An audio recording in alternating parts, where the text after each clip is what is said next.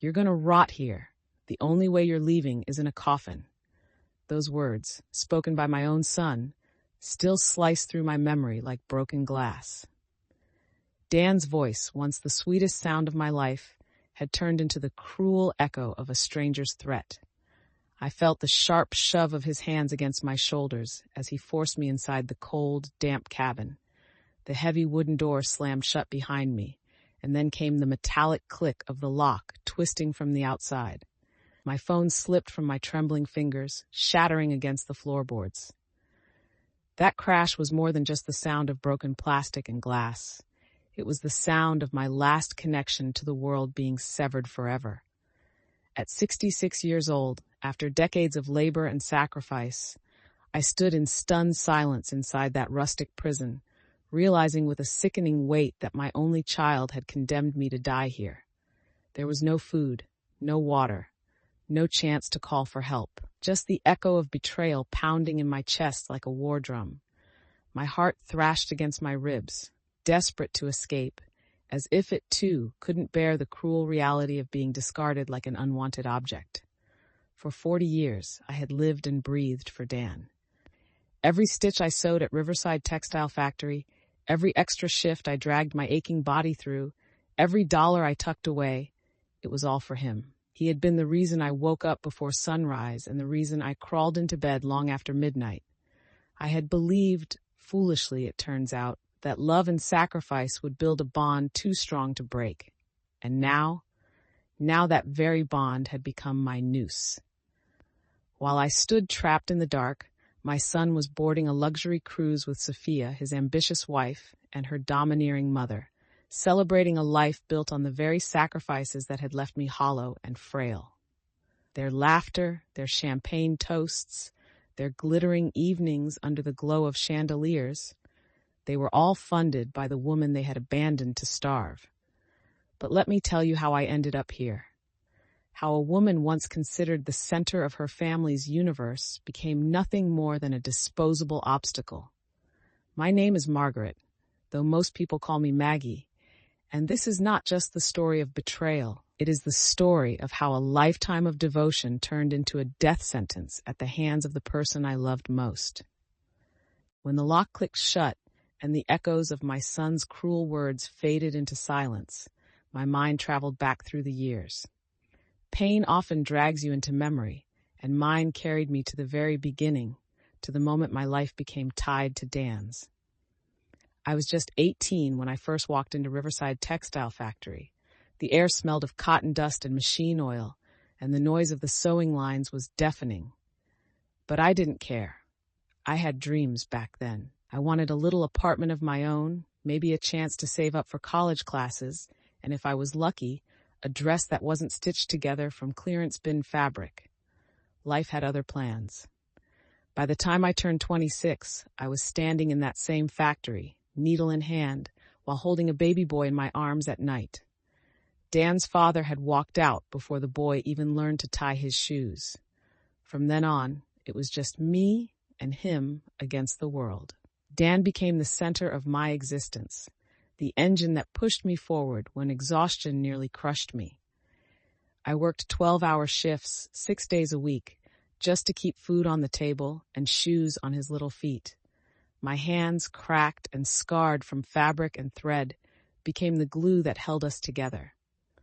People said I spoiled him, but they didn't see the way his face lit up when I could finally give him something he wanted. They didn't hear his laughter echo through our tiny house, a sound sweeter than any paycheck I ever received. I remember one rainy Tuesday in October as clearly as if it happened yesterday. Dan was 8, standing in the doorway of our home with tears streaking down his cheeks. His sneakers had holes in the toes, and the other kids at school had laughed at him. That night, while he slept, I counted the money I had been saving for months to buy myself a new dress, a simple thing, but one I had longed for. Every single dollar went into a small envelope. The next morning, I walked to the store and bought him the best sneakers they had. When he saw them, his smile could have lit up the whole street. In that moment, I realized something deep. My happiness would forever be tied to his. As the years passed, my sacrifices grew. At 16, when Dan wanted a motorcycle like the other boys in town, I signed up for double shifts. I came home bone-tired, sometimes falling asleep still wearing my work clothes, but I scraped together enough to buy it. I can still see his joy as he revved the engine for the first time, neighbors gathering to admire the shiny bike. He never knew how many meals I skipped to make that dream real for him. At 21, he was accepted into a prestigious engineering program. Tuition was astronomical, far beyond what I could afford. So I did the only thing I could.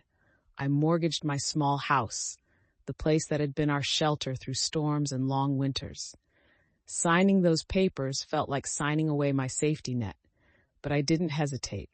I told myself it was temporary, that an education would secure his future, and that every sacrifice would be worth it when I watched him walk across the stage in his graduation gown. And oh, when that day finally came, I thought my heart would burst with pride. He stood tall, dressed in cap and gown, holding his diploma while the cameras flashed. He thanked me in front of his classmates, telling everyone he couldn't have done it without his mother's sacrifices. In that moment, I believed my struggles had found their meaning. Life was hard, yes, but I wore my hardships like badges of honor. Every wrinkle on my face, every ache in my body, every scar on my hands, they were proof of love, of a mother's devotion. For decades, I convinced myself that love meant giving without ever expecting in return. I thought I was building a foundation so strong that no storm could tear it down. How could I have known that very foundation would one day be used to bury me? Because as I sat in that cabin, shivering from betrayal, those memories came back not as comforts, but as cruel reminders. I had poured my youth, my health, my dreams into my son. I had given him everything, expecting nothing but love. And yet, standing in the shadows of that prison, I realized the bitter truth. Sometimes, giving everything means being left with nothing. For a while, all the sacrifices seemed to pay off. After years of relentless work and endless worry, I finally watched Dan step into the world as a man with every advantage I had bled myself dry to give him. He landed an entry-level job at a well-known construction firm downtown, an office with tall glass windows and men in crisp suits carrying leather briefcases. The first morning he walked out of my front door, wearing a tailored suit of his own, hair neatly combed, shoulders squared with pride, I thought I might float off the ground. "My son is a professional," I told the neighbors with a joy that spilled straight out of my soul. They would nod politely, but I saw the flicker of admiration in their eyes. They knew how hard I had worked, how unlikely it was for a single mother from Maple Street, who spent decades hunched over sewing machines, to raise an engineer. In those days, every ounce of exhaustion seemed lighter, because I carried it alongside the pride of being Dan's mother. He visited often in those early years. Sometimes he'd take me out to dinner at the Silver Oak, a restaurant I had only ever walked past, never daring to imagine myself inside. He would order for me, pour the wine, and raise a toast to the best mom in the world. Those were the moments that made every scar on my hands, every sleepless night, every sacrifice feel worthwhile. When he smiled at me across the table, I told myself this was the reward I had been waiting for. Holidays were especially sweet. He bought me thoughtful gifts, perfume I never would have afforded for myself, a cashmere sweater that felt too soft for my calloused skin. On Mother's Day, he sent flowers so large they barely fit through the door, accompanied by cards that said, "Thank you for everything, Mom. I owe it all to you." I kept every single card, tucked away in a shoebox like treasure, proof that my love had not gone unnoticed. I was proud, yes, but it was more than that. I was certain I had built something unbreakable. After years of living paycheck to paycheck, Dan's success felt like both our victories, like a shared harvest after decades of drought. I believed with all my heart that the bond between us was unshakable, that no one and nothing could come between a mother and the son who had once clung to her hand in the rain. If only I had known how quickly that illusion would crumble. Everything began to change the day Dan introduced me to Sophia. It was a crisp Saturday afternoon in early spring when he walked through the front door, his arm confidently wrapped around the waist of a tall woman with dark, glossy hair and a smile that never quite reached her eyes. "Mom," he said, his voice filled with excitement, "this is Sophia." From the very first moment, something inside me tightened. She was beautiful, yes, with her tailored coat and expensive heels that clicked against my worn kitchen floor, but there was a coldness about her, something calculated in the way she looked at my son, as though he were not a man she loved but an investment she had secured. I tried, oh how I tried, to welcome her with an open heart. I had always dreamed of the day my son would bring someone home, someone I could love as a daughter. I prepared her favorite meals after Dan told me she liked Mediterranean food, even going so far as to learn complicated recipes from cookbooks I borrowed from the library. I saved small amounts from my modest pension to buy her little gifts, silk scarves, candles in elegant glass jars, anything I thought might bridge the gap. But every gesture was met with that same polite smile, the kind that said thank you, while her eyes whispered, "You'll never be enough." Sophia's words were always sugar-coated but laced with disdain. "Oh, Mrs. Walker," she would say in that soft, patronizing voice, "you really don't need to go through all this trouble. Dan and I are adults now. We can handle ourselves." The implication was clear. I was unnecessary, outdated, a relic from another time. And worst of all, my son never seemed to notice. Or maybe, deep down, he did notice, but chose to ignore it. 2 years later, they were married at the Grand Royal Banquet Hall. I had always imagined Dan's wedding would be a day of joy, a celebration of family. Instead, it felt like I was a guest at someone else's party.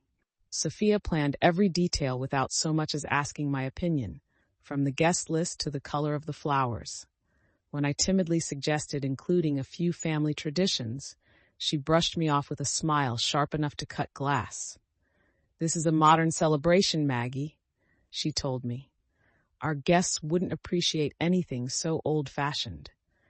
Dan, the boy who used to defend me against even the smallest slight, simply nodded and changed the subject. On the wedding day, I sat in the front row in a discounted green dress, my hands folded tightly in my lap, watching my only son vow forever to a woman who had already begun to pull him away from me.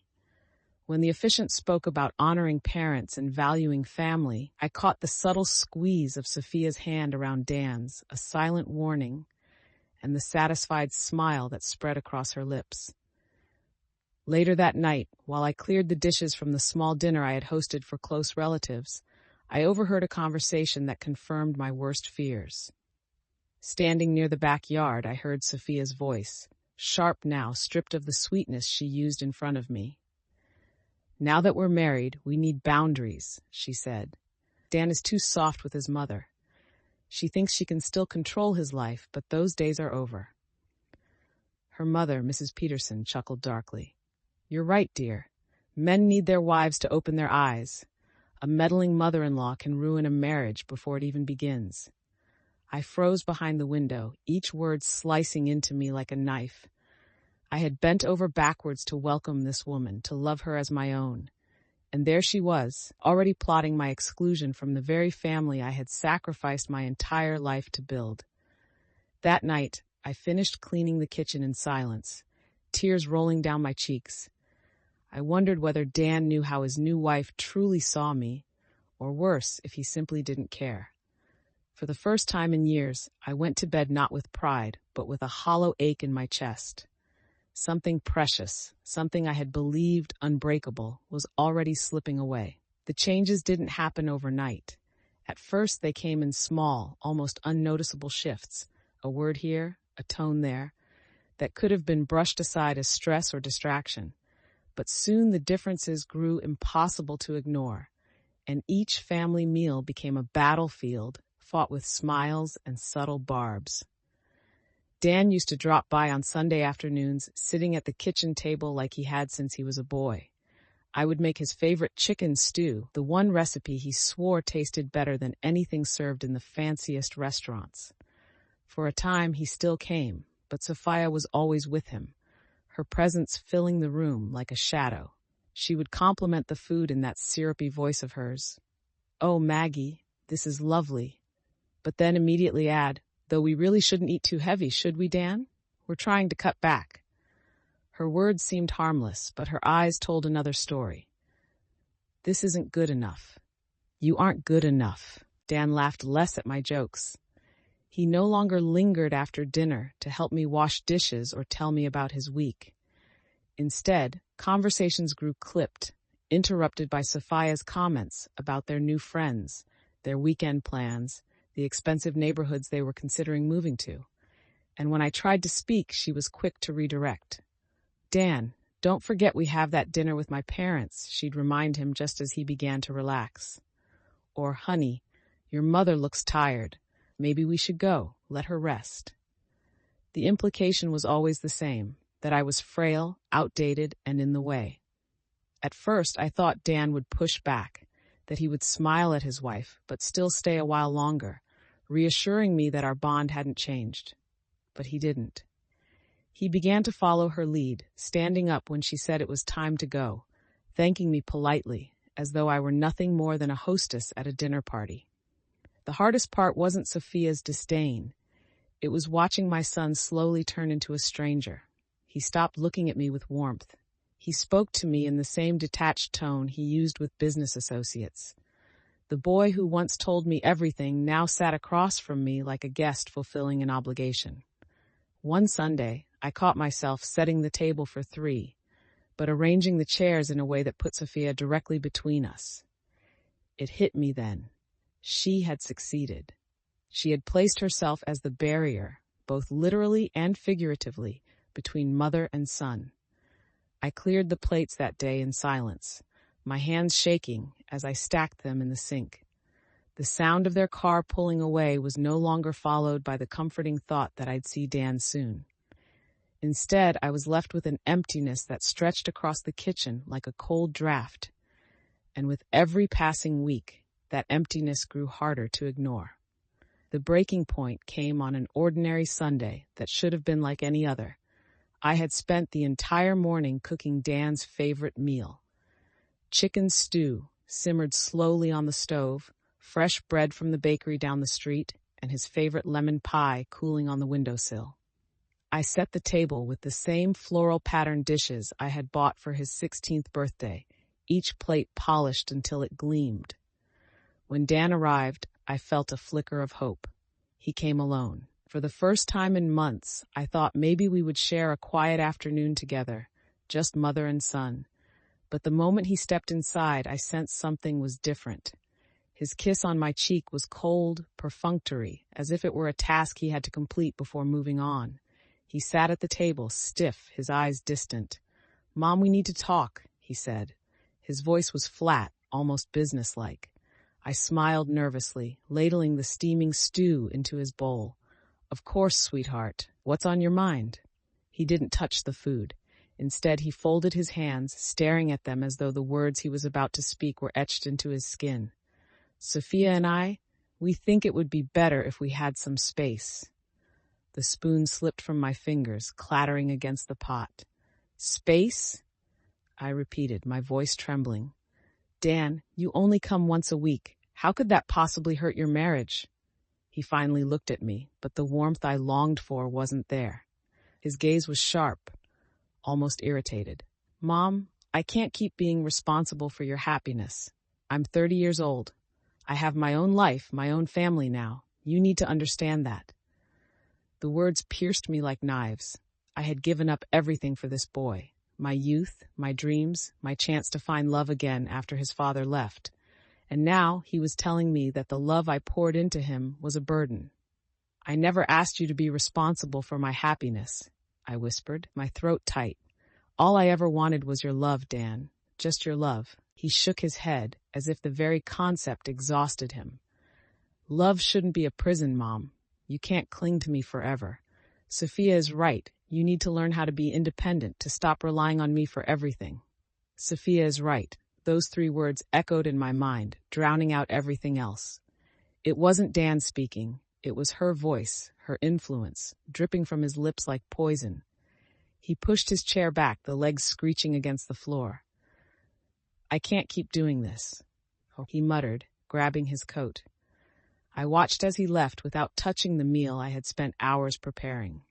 The stew sat steaming on the table, untouched, while the lemon pie cooled into nothing more than a forgotten relic of effort. The silence that followed his departure was deafening. That night, I lay in bed with a fever creeping through my body, shivering beneath the blankets. My chest ached with a cough that rattled my ribs, and my hands trembled so much I could barely hold a glass of water. At 66, sickness felt heavier, more dangerous. I picked up the phone, desperate for comfort, and dialed Dan. He answered after several rings, his voice impatient. "Mom, what is it? We're meeting with the architect about the new kitchen remodel. Can this wait?" "Dan, please," I begged, my voice weak and broken. "I don't feel well. My fever is high. Could you come with me to the doctor? Just for an hour. I don't want to go alone." There was a pause, followed by a sigh of irritation. "Mom, you're overreacting. It's just the flu. Sophia says independent adults should take care of themselves without relying on others. You'll be fine. Drink some tea and rest." "Since when?" I whispered through tears. "Am I just another other to you?" But the line had already gone dead. I clutched the phone to my chest, the silence heavier than any sickness. That night, as the fever raged and the walls of my bedroom closed in around me, I realized something I had been too afraid to admit. My son no longer saw me as his mother. He saw me as an inconvenience, and that realization hurt worse than any illness ever could. 3 weeks passed in a haze of silence. Dan didn't call. Sophia didn't send even the most perfunctory text. I busied myself with tending the small garden out back, pruning roses that bloomed defiantly against the autumn chill, but inside I felt like a hollowed-out shell. Then one Saturday afternoon, without warning, I heard the sound of tires crunching against the gravel driveway. Before I could reach the door, it swung open, and Dan walked in as if he owned the place. Behind him trailed Sophia, her high heels tapping on the wooden floor, her designer handbag dangling from her wrist like a badge of superiority. "We need to talk," Dan announced, his tone sharp, commanding. He dropped onto the armchair where he used to curl up as a boy to hear bedtime stories. But this wasn't my little boy. It was a man with hard eyes, a jaw set in frustration. "Of course," I replied, forcing my voice steady. "Make yourselves comfortable." Sophia didn't wait for an invitation.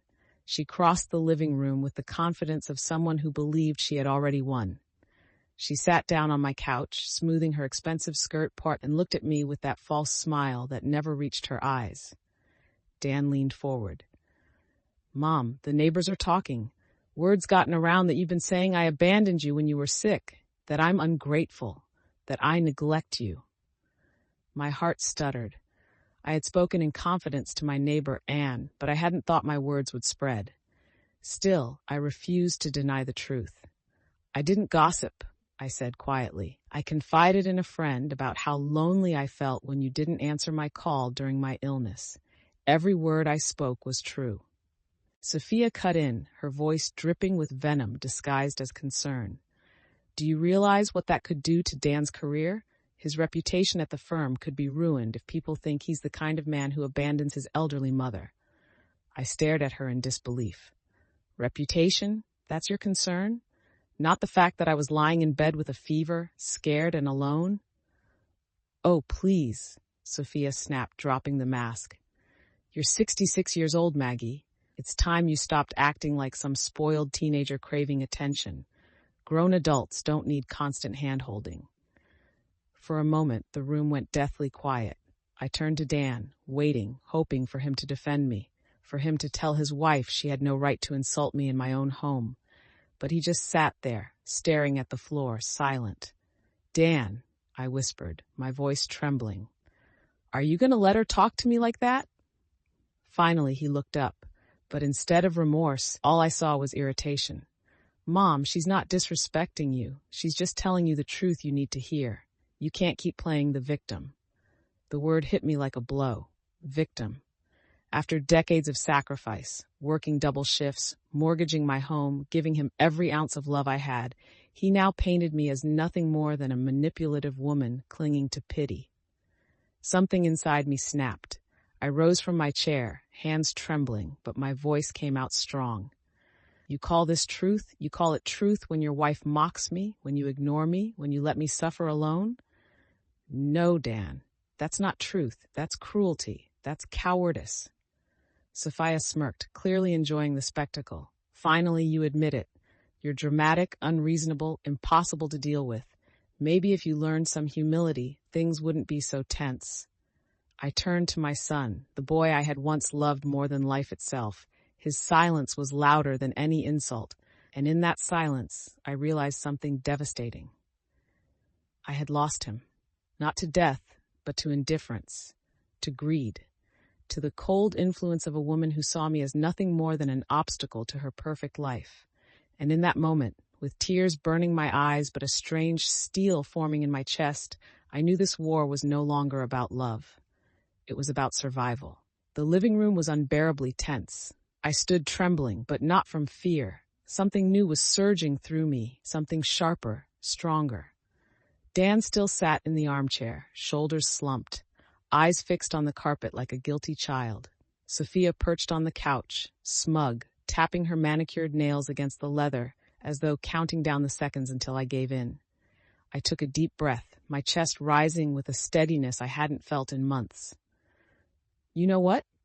I said, my voice calm in a way that startled even me. You're right. I have been dramatic. I have been clinging to something that no longer exists. And tonight, I'm going to put an end to it. Both their heads snapped up. I walked slowly toward the small table by the window, the one where I kept my most important papers, hidden in a neat folder beneath old photo albums. My fingers shook slightly as I pulled it out. I turned, holding the document in the air. Dan's face went pale. Mom, what is that? This, I said with a strange calmness, is my will, the one I wrote years ago when I still believed my son loved me enough to deserve everything I had worked for. Every dollar, every brick of this house, every ounce of security I built. Sophia's eyes glittered with anticipation. She leaned forward like a predator sensing the kill. Well, at least you did something smart, she sneered. But then, slowly, deliberately, I walked to the paper shredder sitting by the wall. I slid the will inside. The machine whirred to life, swallowing the pages whole. Thin strips of paper curled into the bin like snowflakes, snowflakes of freedom. No, Dan lunged forward, his voice breaking with panic. Mom, wait, what are you doing? It's too late, I replied, watching the last fragment disappear. I just erased 30 years of mistakes. You will inherit nothing from me. Sophia leapt to her feet, her face twisted in fury. You can't do this. That's insane. You can't disinherit your own son. I turned to her, calm as ice. Watch me. Dan's eyes widened, his chest heaving. He looked like a man watching his entire world collapse. Mom, please, he begged, his voice cracking. You can't mean that. I'm your only son. Exactly, I said, stepping closer so he couldn't look away. You are my only son, and you just told me that all my sacrifices, every night I worked 2 jobs, every dollar I gave up for your dreams were mistakes, mistakes no one asked me to make. So tonight, I'm correcting those mistakes. Sophia's mask of superiority slipped, revealing raw panic. She crossed her arms tightly, as if holding herself together. This isn't about mistakes. This is about you being selfish. After everything you've done, I cut her off, laughing bitterly. You've belittled me in my own home. You've poisoned my son against me. And now you're terrified because the fortune you plan to live off just turned into paper confetti. Dan's face crumpled, but not with guilt, with rage. His voice was low, almost threatening. Mom, you're going to regret this. You're old. You're weak. Who's going to take care of you when you can't even stand on your own 2 feet? You'll end up alone in some nursing home with strangers. His words, cruel and sharp, were meant to cut me down, but instead, something inside me broke free. I straightened my back, lifted my chin, and stared directly into his eyes. I'd rather die alone in a nursing home than live as a prisoner to a son who despises me, I said, each word slow and deliberate. I'd rather leave my money to strangers than to people who treat me like trash. The silence that followed was heavy, suffocating. Sophia finally exploded, her composure gone. You're insane, completely insane, Henry. She caught herself, realizing she had almost called him by his father's name. Dan, do something. Stop her. But Dan just stood there, his fists clenched, his jaw tight. For the first time, he realized he had no control over me anymore. I walked toward the door, pointing firmly. Get out, both of you. Sophia shook her head violently. We're not leaving until you fix this. You'll call your lawyer tomorrow and draft a new will, one where Dan gets everything. Do you hear me? I smiled, calm, steady, terrifying. Tomorrow, I said softly. Yes, tomorrow we'll settle everything. Dan blinked, caught off guard by my tone. Sophia smirked, thinking I had surrendered. But deep inside, I knew the truth. Tomorrow would not be the beginning of their triumph. It would be the beginning of their downfall. As they finally stormed out of my house, the echo of the slammed door rattling the windows, I stood in the quiet and looked at the shredded paper still lying in the bin. For the first time in decades, I felt weightless. I wasn't afraid anymore. I wasn't a victim anymore. For the first time in my life, I was free. That night, after Dan and Sophia's car disappeared down the street, I stood in the stillness of my living room staring at the shredded remains of the will. For years, those pages had symbolized security for my son, a guarantee that everything I worked for would one day be his. Now they were nothing more than confetti, a funeral for the blind devotion I once carried. But instead of grief, I felt clarity. They thought they had me cornered. They thought by smashing my phone, by threatening me, by mocking me in my own house, they had broken me. What they didn't know was that they had awakened a version of me I hadn't seen in decades. The woman who had raised a boy alone, who had worked 2 jobs, who had survived heartbreak and still kept going. They underestimated me, and that would be their undoing. I walked into my bedroom and knelt beside the bed. From under the mattress, I pulled out the small prepaid cell phone I had bought months earlier, hidden away in case of emergencies. I had known, deep down, that the day would come when Dan and Sophia's greed would push them too far. Tonight proved me right. The first number I dialed was Anne's. Within 20 minutes, she was sitting across from me, eyes wide as she took in the shattered phone on the floor. Maggie, this is serious. Your own son threatened you. We need to call the police right now. Not yet, I said, my voice steady. If we move too soon, they'll twist the story, make it sound like I'm unstable. You know Sophia, she'd spin the narrative until I was the villain. No, Anne, I need to handle this carefully. My way. Anne studied me for a long moment, then nodded slowly. What do you have in mind? I gestured for her to follow me down the narrow steps to the basement. When I flicked on the light, the room came alive with the truth I had been collecting for months. Photographs of bruises from when Dan shoved me during arguments. Copies of bank transfers showing money he never repaid. Transcripts of cruel conversations I had secretly recorded. Even screenshots of Sophia's text messages mocking me behind my back. Anne gasped, covering her mouth. Maggie, you've been documenting everything. I had to, I replied, my voice calm but edged with steel. I knew one day they'd push me to the wall. Now I have proof of every word, every insult, every plan they ever made. And tomorrow, I'm going to use it. On the work table sat my laptop, screen glowing faintly.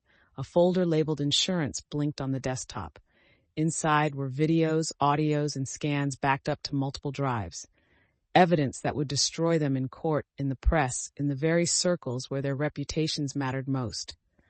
This is going to be dangerous, Anne whispered. You're playing with fire. I looked at her, my lips curving into a small, unshakable smile. Anne, I've lived in fear long enough. It's time they learned what real fire feels like. For the first time in months, maybe years, I didn't feel weak or abandoned. I felt powerful. Tomorrow, Dan and Sophia would walk into my home thinking they had won. But I would be ready, armed with the truth, and the truth was far deadlier than anything they could imagine. The next morning dawned gray and heavy, clouds hanging low over Willow Creek like a warning. I rose before sunrise, my body still aching from the restless night, but my mind sharp with determination. For the first time in months, I wasn't waiting for Dan's call or bracing myself for Sophia's disdain. Today was my day. At 8 sharp, the knock came at the door.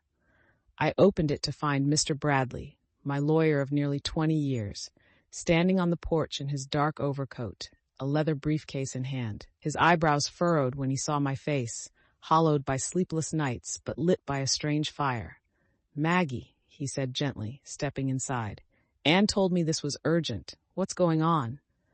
I led him to the kitchen table, where the folder of documents waited. Evidence, photos, transcripts, all neatly organized. "I need to make changes," I told him firmly. "Big ones." He adjusted his glasses, flipping through the papers. "Are you certain what you're proposing is significant?" "I've never been more certain in my life," I said, signing the first page he slid across to me.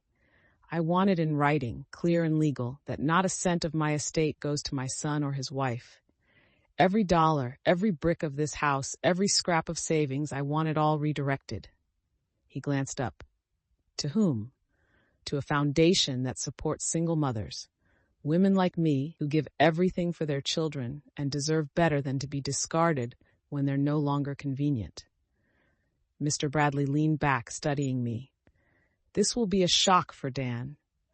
A bitter smile tugged at my lips. "It's not meant to be a gift for him. It's meant to be a message, one he'll never forget." The pen felt heavy in my hand as I signed page after page. My fingers shook, not from fear, but from release. Every stroke of ink was a chain breaking, every signature a declaration that I was no longer anyone's victim. When it was done, Mr. Bradley gathered the papers, sliding them into his briefcase with solemn care. "This will be filed immediately," he assured me. "And Maggie, there's no going back once it's official." I met his eyes, steady and unflinching. "That's the point." After he left, I sat in the silence of my kitchen, a fresh pot of coffee steaming before me. Outside, the clouds began to part, a thin ray of sunlight breaking through. For the first time in years, the light didn't feel mocking. It felt like a promise. By the time Dan and Sophia showed up at 10, strutting into my house as though they were its rightful owners, my new will was already locked in the courthouse vault. They thought today would mark their victory. They had no idea it was the day their downfall began. At exactly 10, I heard the familiar crunch of tires on gravel. I had been expecting them. My coffee sat untouched on the table, the steam long gone, but my mind was clearer than it had been in years. The door swung open before I could even reach it. Dan stepped in with the arrogance of a man convinced the battle was already won. Sophia followed, draped in a lavender coat, her heels clicking against the hardwood like a judge's gavel announcing my sentence. "Well?" Dan demanded, without so much as a hello. "Did you call the lawyer?" I kept my gaze lowered, my voice soft, submissive. "Yes," I murmured. "He came this morning. The new will is done." Relief washed over his face, and Sophia actually clapped her hands together, her smile smug and poisonous. "Finally some sense," she said. I slid a manila folder across the table. "Here's a copy," I told them, careful to hide the flicker of satisfaction in my eyes. Dan snatched it up eagerly, scanning the first lines. His shoulders relaxed. "See?" he said to Sophia, his voice thick with triumph. "I told you she'd come around." Sophia leaned over his shoulder, her painted nails tapping the page as she read. "Everything, to you. House, savings, even the life insurance." Her smile widened. "Perfect." I watched them drink it in, their faces alight with greed, completely blind to the fact that what they held was nothing but a decoy. A fake. "Yes," I said softly, folding my hands in my lap. "Everything you wanted. Everything you deserve." They mistook my calm for defeat, my stillness for surrender. They had no idea that the real will, the one I signed hours earlier, was already secured in the courthouse vault. And as I watched them gloat over the worthless piece of paper in their hands, I felt the quiet thrill of victory rising in my chest. The trap had been set. Dan and Sophia lingered in my living room as if it already belonged to them. Dan stretched out in the armchair, crossing his legs with the comfort of ownership, while Sophia circled the room, her eyes scanning every corner, every picture frame, every inch of the walls as though appraising merchandise. For a moment, I simply sat across from them, my hands folded neatly in my lap, my face calm. Underneath the cushion of the sofa beside me, the small recorder hummed silently, capturing every word, every sneer, every damning confession. Sophia finally spoke, her tone light but edged with cruelty. Now that this property will eventually be ours, Dan and I have been talking about some practical matters. I tilted my head, feigning ignorance. Practical matters? Dan cleared his throat, his voice adopting that patient, condescending tone he often used when explaining things to me, as if I were a child. Mom, this house, it's too much for you. Too big, too old. It's time you thought about moving somewhere more appropriate for your age. I raised my brows, keeping my voice steady. Appropriate? A senior living facility, Sophia chimed in quickly, her eyes gleaming. One with medical staff available 24/7. You'll be safe, comfortable, surrounded by people your own age. Doesn't that sound better than rattling around alone in this place? My heart clenched, but my face remained neutral. And what about my home? The house where I raised my son, where every memory of my life is anchored. Sophia waved her manicured hand dismissively. Oh, this house is far too outdated, but the lot, it's excellent, very valuable. With the right renovations, or better yet, by tearing it down and starting fresh, we could easily get $400,000. I forced my lips into a thin smile, masking the rage burning inside me. 400,000, I repeated softly, as if stunned. Exactly, Dan said, his voice brimming with excitement.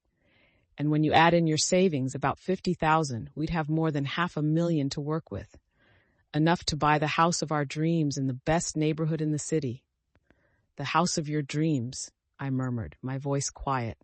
And where exactly do I fit into these dreams? Sophia leaned forward, her expression syrupy sweet, but her eyes cold. You'll be perfectly cared for at the facility. Food, shelter, medical attention. What more could a woman your age possibly want? Her words cut deeper than a knife. For decades I had given everything, my work, my money, my love, to ensure my son's happiness. And now, standing in my own living room, his wife was reducing me to a burden to be managed, a body to be stored away so they could cash in on my sacrifice. I let the silence stretch, forcing them to reveal even more. Dan shifted in his seat, his voice lowering. We've already made some calls, Mom. There's a facility on the outskirts of town with immediate availability. We could take you there tomorrow morning. The sooner you adjust, the better. Tomorrow? I repeated, feigning shock. Isn't that a little rushed? Dan sighed, annoyed, as though I were inconveniencing him with questions. Mom, the longer we wait, the harder it'll be for you. Think of it like ripping off a bandage. Quick, clean, over with. Sophia smiled thinly, pulling out her phone to type a message. Besides, we've already contacted contractors to come look at the property next week. They'll need access, so it's better if the house is available as soon as possible. Available, I whispered, the word tasting like ash in my mouth. Yes, she said firmly, her eyes glittering with triumph. This place is wasted on you. Dan and I will make it something beautiful, something worthy of its value. I sat very still, my hands clenched beneath the table to hide the tremor of fury running through me. Inside, my heart hammered, but not with fear, with resolve, because every word they spoke, every arrogant plan, every cruel dismissal, every proof of their greed was being captured. Every damning sentence was now mine to use. I let them continue, nodding as if I were considering their suggestions, while in reality, I savored each confession. Each one was another nail in the coffin of their reputation. Finally, when they had said enough to bury themselves 100 times over, I leaned back, forcing a tired smile. You might be right, I said softly. Perhaps it's time I accept reality. Perhaps tomorrow we'll go look at this facility you've chosen. They both exhaled with relief, their postures loosening, their faces smug with victory. That's the spirit, Mom, Dan said, rising from the chair. He clapped me gently on the shoulder as if he were the benevolent son guiding his fragile mother. You'll thank us for this one day. Yes, I murmured, my eyes narrowing ever so slightly. One day. As their car pulled out of the driveway, I walked back to the sofa and retrieved the small recorder from beneath the cushion. The red light still blinked, steady and faithful. I pressed stop, holding the device in my hand like a weapon. Tomorrow, they believed they would win, but tomorrow was the day the truth would bury them. The following morning, the air in Willow Creek felt heavy, as though the town itself was holding its breath. I had slept little, but when I looked in the mirror, I didn't see exhaustion. I saw resolve. Every wrinkle on my face, every gray strand in my hair was a mark of survival, and today I was ready to use all of it. Right on schedule, the car rolled into the driveway. Dan strode into the house first, shoulders squared with the swagger of ownership, Sophia trailing close behind in a crisp cream suit that probably cost more than my monthly income ever had. Well, Dan said briskly, rubbing his hands together, are you ready? We can head to the facility this afternoon, get the paperwork started. Sophia added, her tone dripping with fake concern. It's really for the best, Maggie. You'll be comfortable, cared for. You won't have to worry about a thing. I forced a smile, masking the fire that burned in my chest. Before we go anywhere, I said quietly, there's something I want to show you. Something I found while organizing for the move. It belonged to your grandfather, Dan. I thought you might appreciate it. Dan hesitated, but curiosity got the better of him. What is it? It's in the basement, I replied, gesturing toward the narrow stairwell. Come. The wooden steps creaked under our weight as we descended into the dim basement. I flipped on the light, revealing the walls plastered with photographs, transcripts, and documents I had spent months collecting. Sophia froze mid-step, her eyes darting from one paper to another. What is all this? This, I said evenly, is my archive. Dan frowned, stepping closer to the wall where bank statements hung neatly pinned. His voice wavered. Mom, what are you doing? Showing you the truth, I answered. Every bruise I documented after you shoved me. Every dollar you borrowed and never repaid. Every conversation you thought I couldn't hear, recorded, transcribed, preserved. Sophia rushed to one corner, snatching up a page that contained one of her cruel text exchanges with a friend, mocking me as the old peasant, her face drained of color. This is illegal, she shrieked. You can't record private conversations. I turned to her, my calmness sharper than any blade. In my home, I can, and when those conversations prove emotional and financial abuse, the law will listen. Dan staggered backward, his eyes scanning photos of my bruised wrists, copies of checks he had promised to repay, transcripts where he admitted leaving me sick and alone. His face was pale, almost ghostly. Mom, why? Why would you do this? Why? I stepped closer, meeting his eyes without flinching, because I knew this day would come. The day when you and Sophia would try to erase me. The day you'd turn my life into a bargaining chip for your greed. I needed proof of who you've become.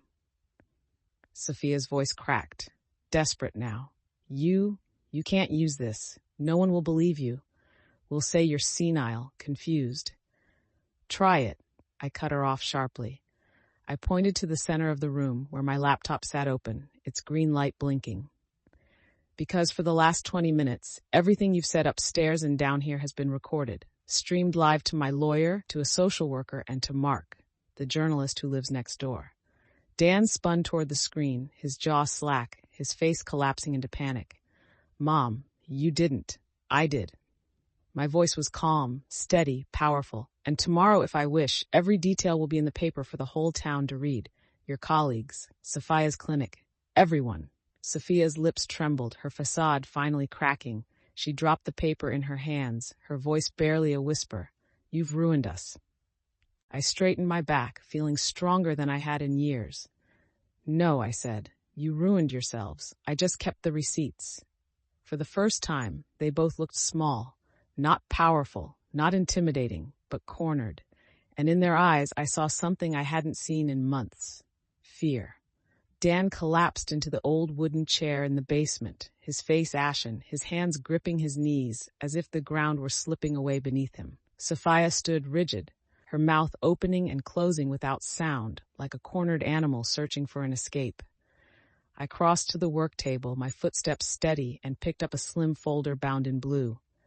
"You remember that will I showed you yesterday?" I asked softly, my voice carrying in the silence. "The one that promised you everything?" Dan lifted his head, eyes wide with dread. "Mom, please."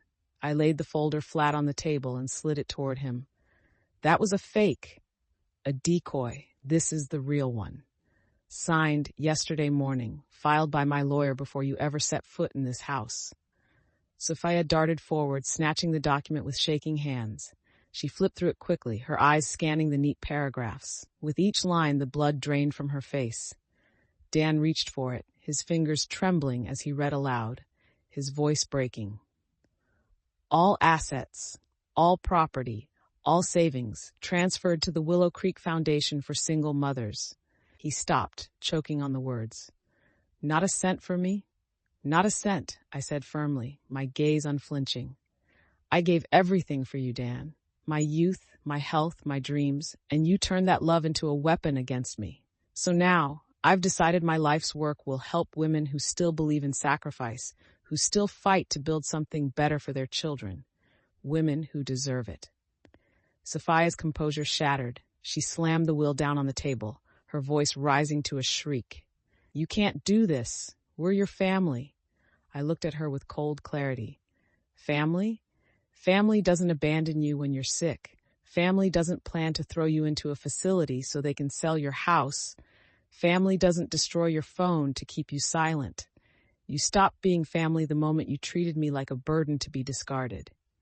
Dan buried his face in his hands, his shoulders shaking, not from guilt, but from despair.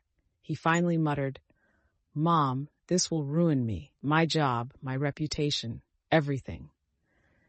"Then perhaps you should have thought about that before you chose greed over love," I replied. For a long moment, no one spoke. Only the hum of the basement light filled the air. And as they stood before me, broken, furious, desperate, I realized the power balance had shifted completely. They had walked into this house believing they were victors. Now they were nothing more than beggars staring at the proof of their own undoing. And I, for the first time in years, was untouchable. Sophia's face twisted into something feral, the polite mask she had worn for years gone in an instant. She slammed her fists against the table, the will fluttering to the ground. "You think you've beaten us?" she hissed. "You're an old woman, Maggie, weak, alone.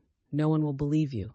Dan rose from the chair, his fists clenched, his face contorted with panic and rage.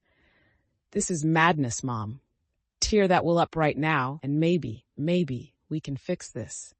His voice cracked on the last word, but his eyes burned with the same entitlement that had poisoned him for years. I stood calmly, folding my arms across my chest. "Fix this. No, Dan. What's broken here isn't my will. It's you." Sophia's voice rose into a shriek. "If you think you can humiliate us and get away with it, you're dead wrong. We'll tell everyone you're senile, unstable, unfit to manage your own affairs. We'll drag your name through the mud until no one listens to a word you say." I reached for the recorder on the table, its tiny red light glowing steady. Holding it up, I pressed play. Instantly, their voices filled the basement, every cruel plan, every damning word from the night before. 400,000 for the house. She's a burden. Dump her in a facility. The sound echoed off the concrete walls, a chorus of betrayal laid bare, their faces drained of color. "Every word," I said evenly, my voice cutting through their silence. "Every insult, every threat, every plan to erase me. It's all here. And copies have already been sent to my lawyer, to the police, and to the social worker who visited last month." Dan staggered back a step, his bravado faltering. "Mom, please, you don't have to do this." "Don't I?" I asked, tilting my head. "You broke my trust. You broke my heart. You tried to break me, but you forgot one thing. I've survived worse than the two of you, and now it's your turn to face the consequences." Sophia shook her head violently, her voice trembling. "You wouldn't dare call the police. You wouldn't ruin your own son. I straightened, meeting her eyes with unflinching clarity. The son I raised no longer exists.